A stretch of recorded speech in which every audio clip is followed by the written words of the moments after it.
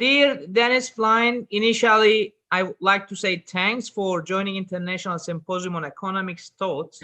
I think, as far as I also seen from your slides, the topic that you will give speech is titled Physical Economics, History and Law of Supplies and Demands. And around, I think we are going to have 45 minutes.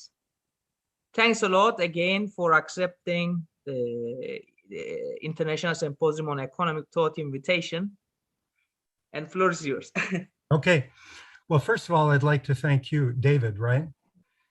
And Seema for inviting me and giving me an opportunity to share some unconventional ideas that I know from personal experience are highly irritating to conventional neoclassical economists. But I think that your group of people is maybe has a broader mind about these kind of things. So I'm going to say some things that are going to sound outrageous, I promise you, but I think are based in solid logic. I'd also like to acknowledge my son, Justin Flynn, who programmed the graphs that I'm going to be showing you. They're relatively simple graphs, but they're actually kind of difficult to create, and I don't have the skills to do that. Okay, so let me move on here. Oh, why am I not, how do I get to the next, I want to advance to the next PowerPoint. I think there we go. There we go. Yeah. Okay. Okay. So just very quickly, I wrote a PhD dissertation in 1977, finished it, called The Spanish Price Revolution and the Monetary Approach to the Balance of Payments. And it had to do with silver coming from the Americas, Spanish America, and a long running theme is this caused the price revolution, 16th century price inflation.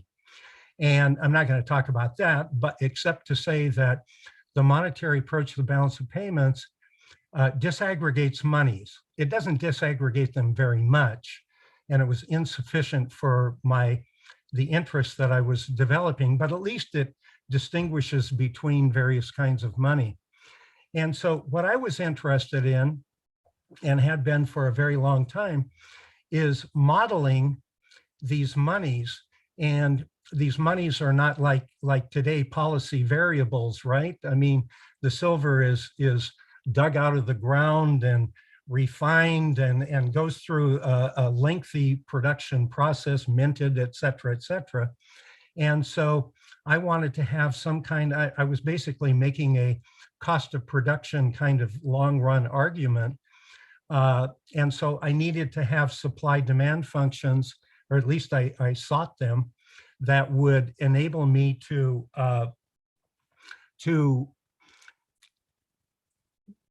model, just fundamentally model the process so I could better understand it.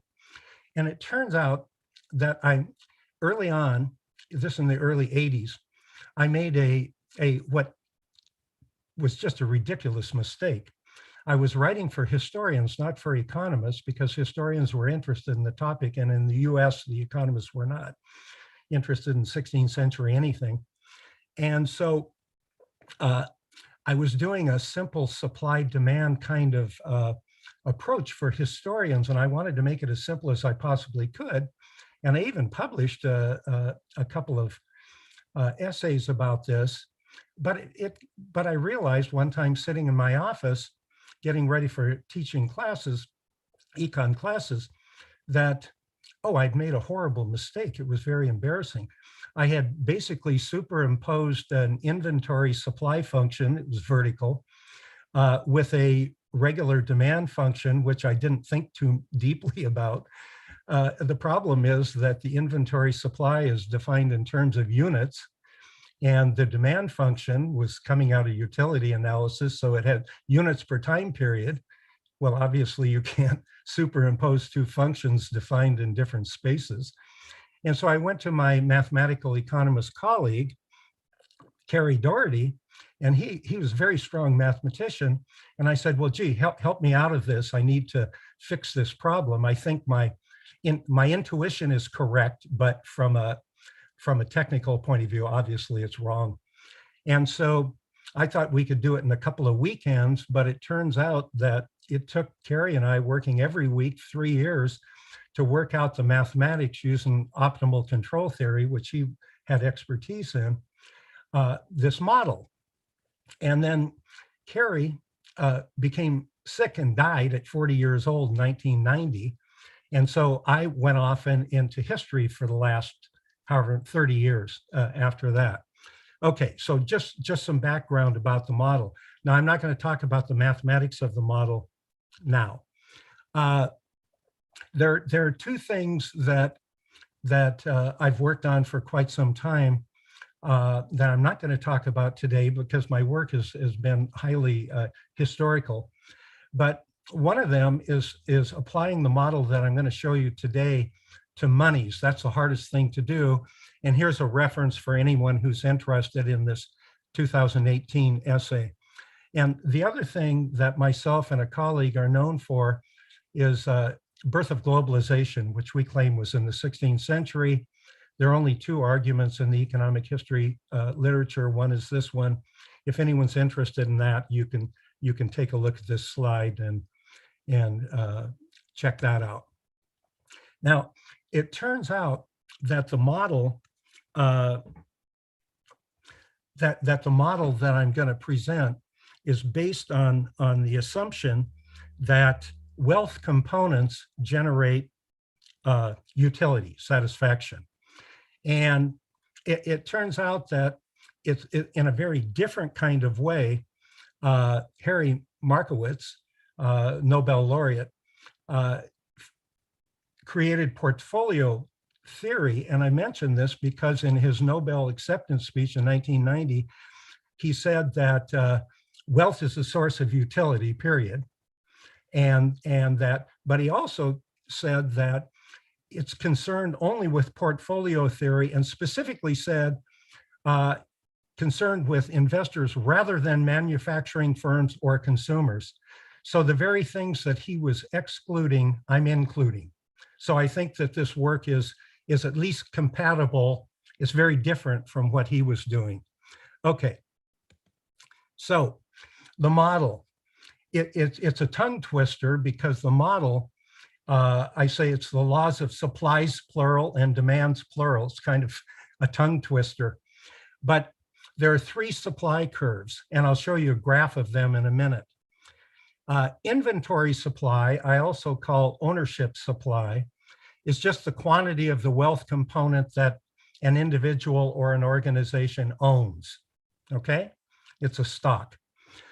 Production supply is new units fabricated that increase the pre-existing stock, the inventory supply.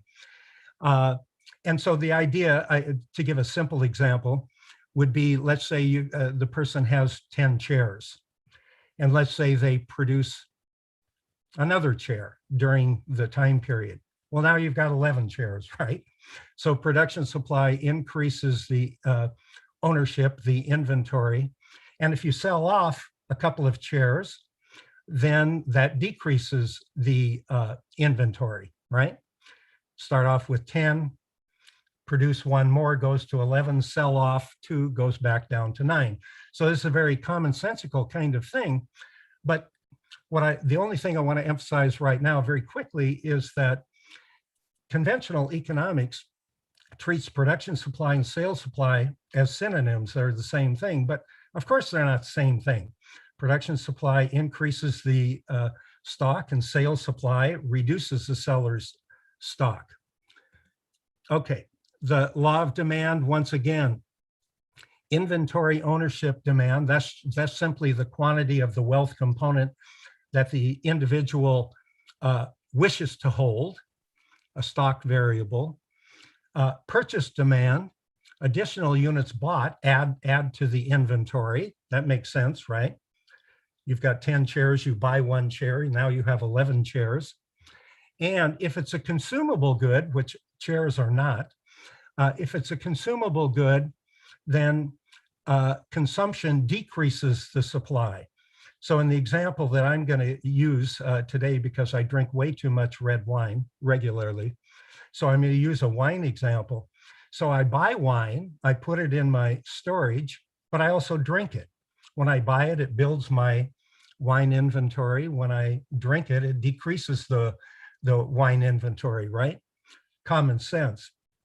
But standard economics treats purchase demand and consumption demand as if they were the same thing, which of course they're not. In fact, they have the opposite function. Okay, so we've got a small vintner family, because I'm a wino, as I admitted already. And so the setting is that the family produces a specific wine, that's production supply. It consumes some of its own wine at the dinner table, normal. It stores its wine, which is ownership supply or inventory supply, I use them synonymously, and it also sells sales supply into a local community. The local customers purchase this specific wine, that's purchase demand. They hold stocks of it, just like I do in my little wine cellar, dictated by how much I wish to hold and have the financial ability to do so. And of course, I drink the wine, which decreases the stock of it. Okay, so first, starting out with a household, right? We're going to say that this particular kind of wine is $10 a bottle. The household purchases 2 bottles per week, a lot less than I do. We're saying in this example, they hold 9 bottles. They wish to hold 9 and also do in fact hold 9. So ownership supply, ownership demand are equal, initial steady state. And they also drink 2 bottles per week. So the input from purchase demand is building up the inventory, but on the other hand, the consumption demand is equal to that, and that's why they're considered to be in a steady state. Okay, so then, and I'm going to skip over this one quickly because it'll become more clear in a minute. At the market level, this is just a local winery, and to make the arithmetic simple, we assume that there are only 10 regular customers in the area. So the ownership supply, the inventory supply, is 180 bottles. Ownership demand is also 180 bottles, which is what generates the $10 bottle price to begin with, okay? So let's take a look at the family, the vintner family, the small one. So they've got production supply, normal production, consumption demand. So the first panel is just standard economics, right? Production, supply, consumption, demand. And this EP at $10 a bottle, EP stands for excess production. It means simply that the firm produces 120 bottles per week, and they consume 10 bottles per week, and therefore production in excess of their own personal consumption is 110 bottles per week, okay? And I'm assuming here that they hold 90 bottles of their own wine in inventory, both for personal and for commercial purposes. And they sell 110 bottles per week. That's sales supply, okay? Now, one thing to notice right away is that here we're talking about one firm, right? And in standard economics, the firm is this production theory, right? The demand side is in a different part of the textbook. But in reality, that's not the case. Here's just a regular family. They're on the supply side and the demand side. There are 3 different supply functions and 3 different demand functions. If the wine were cheap enough, they'd become buyers rather than sellers. I don't show that in this slide. Anyway, so so this is the situation of the vintner family. Okay, so now we're going to make an assumption that a local celebrity, maybe somebody with a rock band or something, writes a blog saying that this firm's wine is quite good. And so therefore people in the community want to buy more of it. They want to buy more of it, they want to store more of it, and they want to drink more of it, right? And so this is going to cause, I show on the left-hand side in panel A, the initial shift in inventory demand or ownership demand. And it turns out, we'll see in a bit, that this is going to lead to an increase in inventory supply or ownership supply. So the ownership demand shifts out, ownership supply, it'll take a little while, but in steady state will shift out and raise the price of the wine from $10 a bottle to $12 a bottle. We show the old price of $10 a bottle, okay? But the point is that it's ownership supply and ownership demand that generates the price, not production supply and consumption demand. Okay, so now we go back to the vintner family. This vintner family, at $10 a bottle, we already saw that. It had production supply of 120 bottles. It had consumption demand of 10 bottles. Therefore, initially 110 bottles per week of excess supply or excess production. It didn't have any excess inventory. Ownership supply at $10 a bottle equaled ownership demand, and it sold 110. But now at the higher price, $12 a bottle, production supply, the quantity production supply increases from 120 up to 135. The consumption demand, I'm assuming here, decreases a little bit. So instead of $10 or 10 bottles of wine drinking per week, it's more expensive, so they drink 9.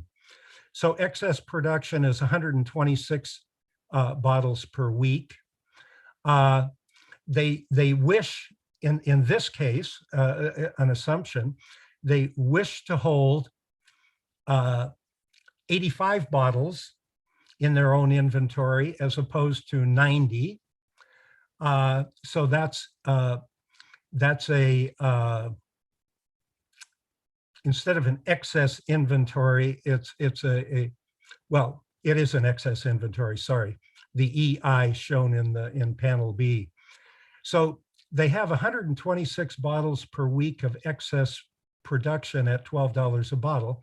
They now have 5 bottles of excess inventory at $12 a bottle. This is not in steady state. And therefore, their sale is the combination of excess production plus excess inventory. So the 126 plus $5 of excess inventory, they sell off 131 bottles during that week, during week 2, okay? Now what happens in week 3? We're back into a new steady state. So what happens, the panel A is the same as before. Excess production is 126 bottles per week, the same as it was in the previous slide. But what happens is the ownership supply or inventory supply for the vintner family shifts back by 5 units to 85. Why is that? Well, because remember in week 2, they sold off their excess inventory, which was 5 bottles per wine. And therefore, since sales supply is defined as excess production plus excess inventory, and since excess inventory shifted left by 5, therefore the sales supply function, which at low enough price becomes purchase demand, also shifts left by 5. So this is a new steady state, and the dashed lines are are where the supply was in week 2, but they don't exist anymore. Now, the thing I want to emphasize about this, and it's really a key component of the model, is that what determines how much of any wealth component, I consider this a wealth component, but it applies to any good, what determines the amount of quantity of a wealth component that anybody holds? And the answer is it's the demand functions, it's ownership demand, inventory demand determines, right? So ownership supply, well, I mean, put it this way. If I want and I can have 20 bottles of wine in my wine cellar, but I only have 20 currently, well, then I'm going to have to purchase faster than I'm drinking it to build the inventory back up to what I want it to be. My inventory is 20, but I want it to be 25. Well, the ownership supply shifts in order to accommodate the ownership demand. Okay, so how about the household? The household is the same thing. They're in week 2 are in non-steady state, right? All these households, this is household number 1, there are 10 of them. So the household inventory demand shifts out. Their purchase demand, I'm not showing, but their purchase demand and consumption demand also shift out, but their ownership demand shifts out. And what happens is when they buy more than they're drinking, it's going to increase the inventory or ownership supply to match what they want, just like it is in the case of the Vintner family. So what we've got a model that is a very commonsensical, I mean, there's mathematics behind it and all, but just from a common sense point of view, we're saying that we've got the laws of supplies and demands, right? We've got, on the supply side, production supply builds up the holdings. You've got ownership, inventory supply, that is, those are the holdings of that particular item. And sales supply reduces the seller's holdings. Obviously, if you sell something, you don't own it anymore. And on the demand side, you've got purchase demand builds up the inventory stock, and consumption demand, if it's a consumable, depletes the inventory supply, right? So that applies to any good. And by the way, it also applies to monies, which I'm not going to talk about right now, except to say that, well, but wait a minute, monies are not consumable. Well, okay, then just erase the consumption demand function. It doesn't apply. But monies are, unless you're a counterfeiter, monies are not, you can't produce them either, right? Well, okay, then erase the production supply function. So the model is very general in that it can accommodate any kind of a good that you're talking about. In the case of collectibles like famous art works and so forth, well, they're not producible, they're not consumable. I mean, it's entirely inventory supply and inventory demand, right? Determining its price. So, got to slow myself down here. I've had a few cups of coffee. So, Carrie Doherty and I, back in the mid 80s, when we were working on this model, and we're looking at what the mathematics is pushing out, which a lot of times we had a difficulty understanding what it was saying. And so Carrie Doherty says to me, well, what happens with the mathematics of this thing? What happens if we assume that the item in question is non-stockable? It's can't be stocked, it can't be inventoried. And we realized that we said, oh, that means it's a service, right? the difference between a good and a service, I mean, economists treat it like it's one word, goods and services, right? But the difference between a good and a service is that a good can be inventoried, can be stocked, and a service can't. Full stop, that's it. So we said, well, what if in our model, if we say it's a service, can't be stocked? And we were really surprised at first and baffled. And then we thought at the result of the model. But then after we thought about it for a while, we said, no, this makes perfect sense. If it's a service, then our middle graph in the previous sets, the inventory supply and inventory demand, that one vanishes, right? There is no panel B. That makes sense. Doesn't make any sense to talk about ownership supply and ownership demand of something that's not tangible. And so that one goes away. And then it turns out we realized, we said, well, under those circumstances, it must be the case that production supply and sales supply have to merge. You say, well, why? How do you know for sure that sales supply and production supply, like shown on this graph, they have to merge? Well, because if production supply is bigger than sales supply, then what do you do with the extra production over what you sold? It has to be inventoried, right? But it can't be inventoried because it's a service.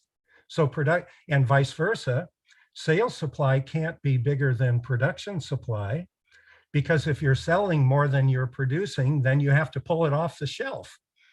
But it can't be on the shelf because it's a service, right? So production supply and sales supply merge. On the demand side, the same thing happens. Consumption demand and purchase demand merge. They have to merge for a service. So what does this mean? Or how do you know that's the case? Well, if you purchase more than you consume, then you've got some left over. If you've got some left over, you've got to store it, but it's not storable, so therefore that can't happen. And vice versa, you can't consume more than you purchase, because that would require pulling it off the shelf again, and it's not a stockable item. So basically, here's the bottom line.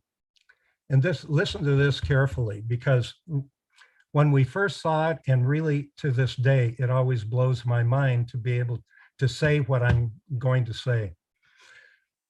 The laws of supply and demand, the bedrock of neoclassical economics. I mean, nothing's more bedrock than the laws of supply and demand, right? So the laws of supply and demand are a special case of this model, are laws of supplies, plural, and demands, plural. So what this means is that what we're looking at right now, the laws of supply and demand, mean that the laws of supply and demand in every textbook, beginning or advanced, apply only to services. Let me say that again. The laws of supply and demand, the logic of our model says, the laws of supply and demand only apply to services. Therefore, the laws of supply and demand do not apply to any goods. They're only showing services, even though every textbook is full of examples of the laws of supply and demand, and 99.9% of those examples are examples of goods, but that's false. It doesn't, the laws of supply and demand do not apply to goods at all. They only apply to services, as has been shown and argued in context of our more general model. So that means that, no wonder modern economics is not considered a physical science. It's not a physical science. In fact, it doesn't have anything to do, anything that you can feel, you can touch, you can smell, you can see, you can detect or measure in any way is excluded from the laws of supply and demand, right? Because services, I can get a haircut in this case, I can get a haircut, but I can't take a 6-pack of haircuts home with me and put them in the cupboard, right? They're services, they're not stockable. And so I think from a philosophical point of view, this is, to me, is a very stunning thing to say, that modern economics does not have to do with the physical, the tangible world.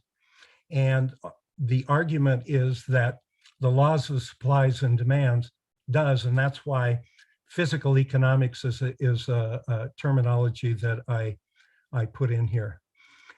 Okay, so these are the things that I just said that I should have read. Okay, well,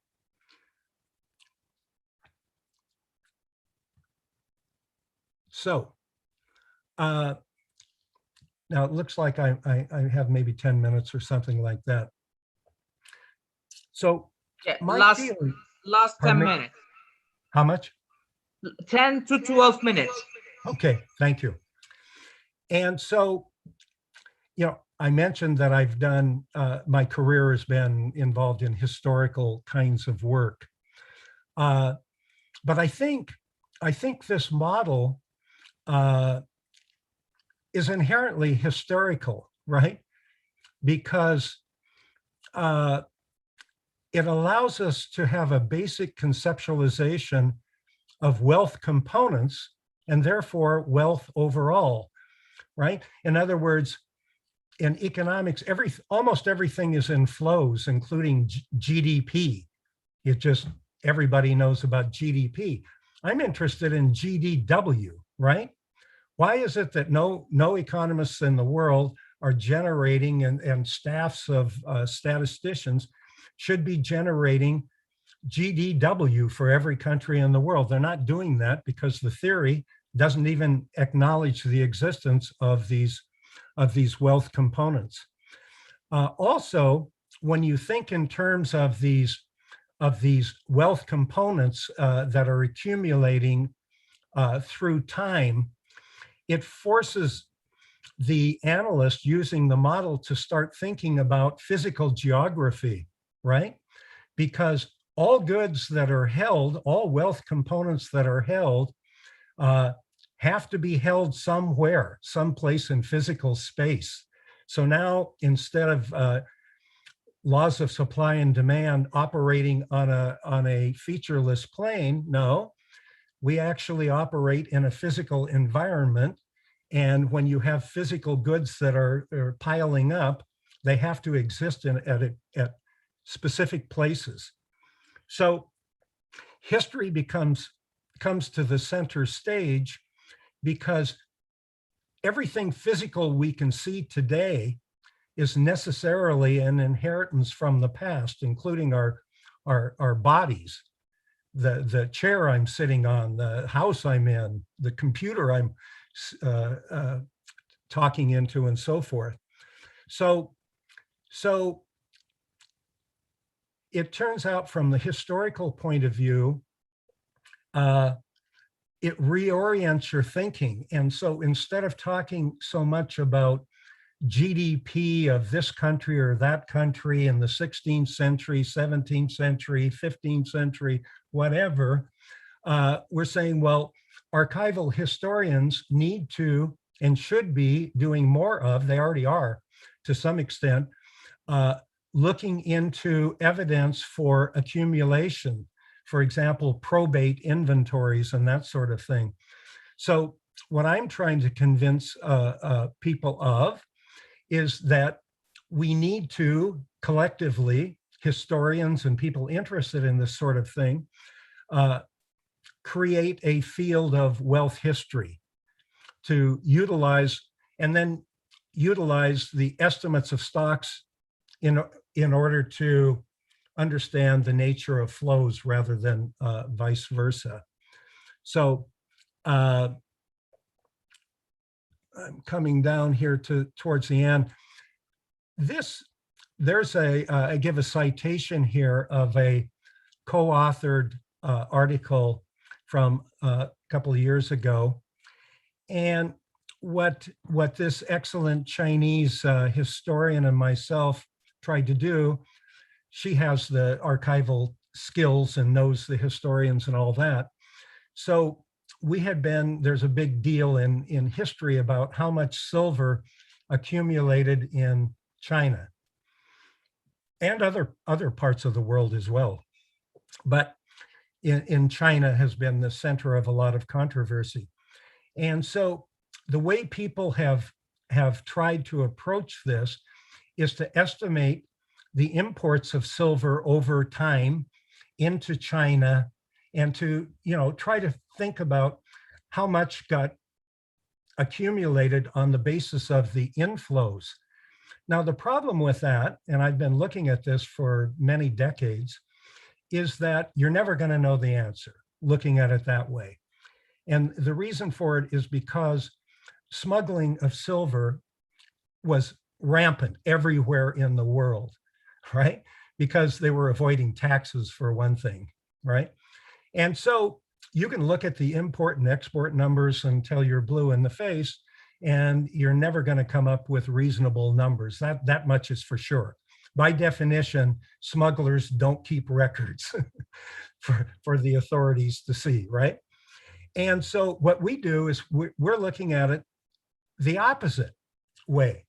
What we're saying, and we didn't do a very good job. I mean, because we were just trying to illustrate the methodology.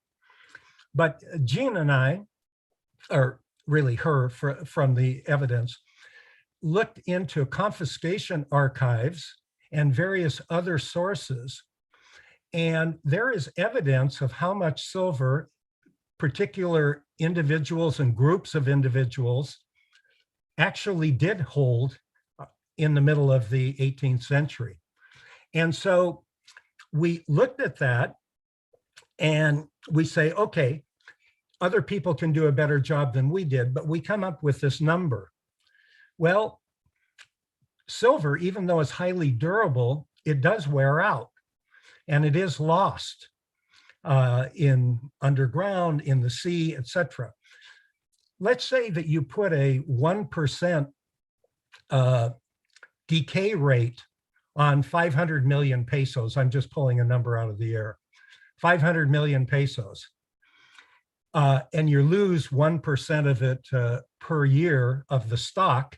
That means in order just to keep the stock the same, you're going to have to import 5 million pesos of silver per year, right? So, and we're looking at the mining too around the world, and there are a group of us that are trying to look at the mining part, how much was produced, the trade part, but the problem there is there was so much smuggling. And if you integrate this inventory reasoning, and then what the decay rate is, and growth in population, et cetera, we have a much better chance of using stocks and flows together, but particularly focused on ownership supply and ownership demand in order to make estimates of this over time. So our thinking, see if I'm done yet. Oh, yes, I am. So our thinking is that if you really wanted to understand the nature of capitalism, or whatever you want to call the economic system under which we live, if you really want to understand the world today, the economies today, the struggles today, if you knew for various parts of the world, ideally all parts of the world, the evolution over the last, say, 5 centuries of wealth and wealth distribution, that's what these ownership supply, right? Ownership demand. We're talking about wealth components.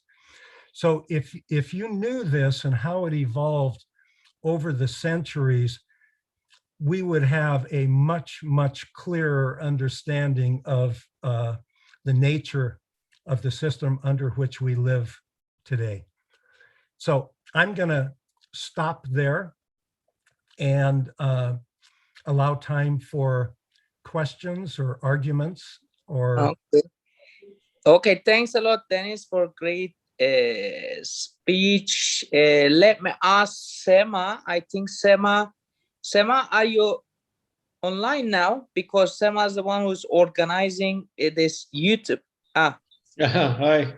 Hi. Is there any, are we going to take any questions today in this session?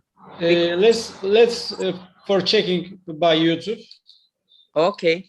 Because it was online in YouTube. Yeah, we are online now. We generally, if there's any question, it's dropped, but sometimes it comes a little bit late. Yeah. Since it's recorded. Any question that we have? There is no question. Okay. Okay.